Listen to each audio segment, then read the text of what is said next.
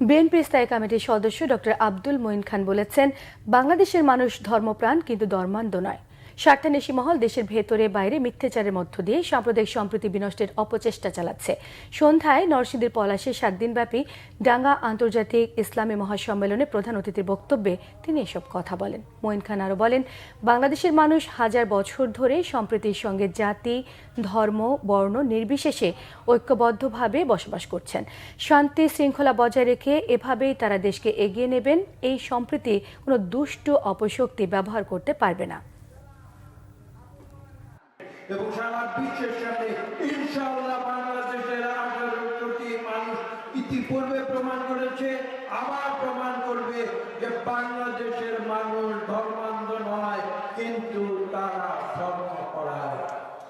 শান্তি শৃঙ্খলা বজায় রেখে আমরা জাতি, ধর্ম, বর্ণ নির্বিশেষে বসবাস করে যাব। আমাদের এই সম্প্রীতি কোন দুষ্ট অপশক্তি ব্যাহত